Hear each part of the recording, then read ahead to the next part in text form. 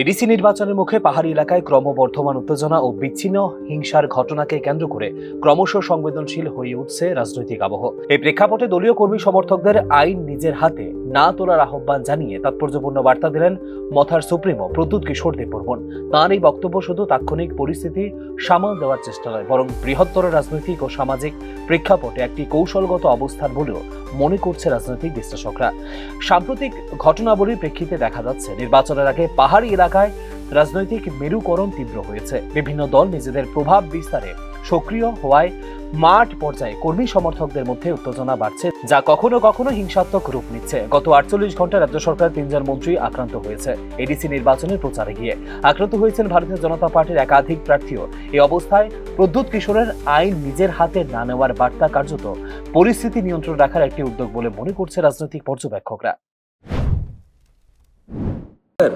Election के time आप एक दूसरे को मारेंगे, पीटेंगे, झगड़ा करेंगे, गाली देंगे, तो इससे बदनामी हमारा पूरा सोसाइटी को होता है, तोहफा का होता है, कम्युनिटी को होता है।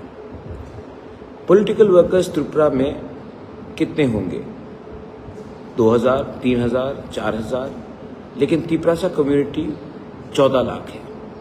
और ये 4000, 5000 पॉलिटिकल लीडर्स के बीच में भी शायद 2 या 3% है, लेकिन इनके लिए, इनके मार तोड़ से, इनके झगड़े से पूरा कम्युनिटी का नाम खराब होता है। नॉट ओनली इन त्रिपुरा के बाहर भी हमारा नाम खराब होता है। तो मैं आप सबको अपील करना चाहता हूँ। मैं जानता हूँ कि बहुत लीडर्स लोग अपील नहीं करते इलेक्शन के पहले, लेकिन मेरा सोच अलग है। If you fight with each other, कौन हंसता है?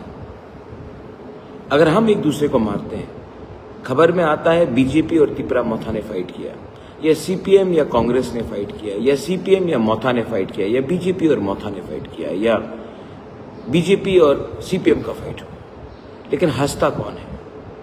क्योंकि जो मारने वाला है वो भी तिपरासा है, और जिसको चोट लग रहा है वो भी तिपरासा है। तो इससे नुकसान किसका होता है? बीजेपी का, कांग्रेस का, तिपरा मोथा का, या फिर इससे नुकसान हमारा दोफा का होता है, हमारा कम्युनिटी का होता है, हमारा समाज का होता है। জনজাতি সমাজের ভেতরে যদি পারস্পরিক সংঘর্ষ বাড়ে, তাহলে তা রাজনৈতিকভাবে ক্ষতিকর হওয়ার পাশাপাশি সামাজিক ঐক্যকেও দুর্বল করতে পারে। তার এই বক্তব্যে স্পষ্ট, জনজাতিদের অভ্যন্তরীণ দ্বন্দ্ব বাড়লে তা শুধু নির্বাচনী ফলাফলেই প্রভাব ফেলবে না, বরং দীর্ঘমেয়াদে তৈরি করতে পারে সামাজিক বিভাজন। একই সঙ্গে আচারবিধি লঙ্ঘনের ক্ষেত্রে প্রমাণ সহ প্রশাসন ও নির্বাচন কমিশনের দ্বারস্থ হওয়ার কথাও বলেছেন প্রদ্যুৎ কিশোর দেববর্মন। तो आपके हाथ में लाठी नहीं होना चाहिए, आपके हाथ में मोबाइल फोन होना चाहिए। आप उसका फोटो खींचिए, वीडियो बनाइए, सोशल मीडिया में डालिए, पुलिस को रिपोर्ट कीजिए, लेकिन कानून अपने हाथ में मत लीजिए। ये आपका काम नहीं है।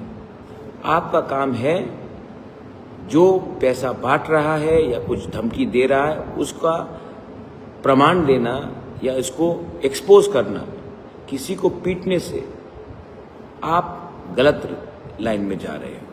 कानून आपको अपने हाथ में नहीं उठाना चाहिए। तो मैं आपको अपील करता हूं, अगर आप मुझे रियली प्यार करते हो, do you really love me, अगर आप मेरा बात मानते हो, अगर आप दोफा को प्यार करते हो, अगर हमारा तिपरासा सोसाइटी को प्यार करते हो, तो मैं आपको अपील करता हूं। और ये अपील मैं अपने दिल से कर रहा हूं, किसी के कहने से नहीं कर रहा हूं।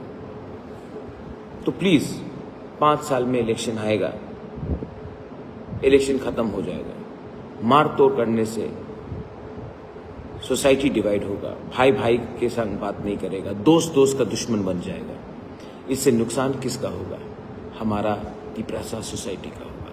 थानसा का नुकसान होगा, थानसा का मजाक उड़ाया जाएगा।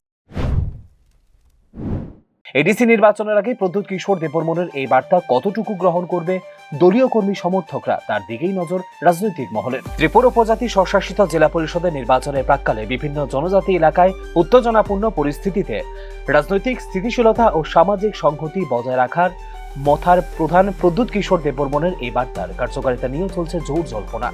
Bureau report, news now.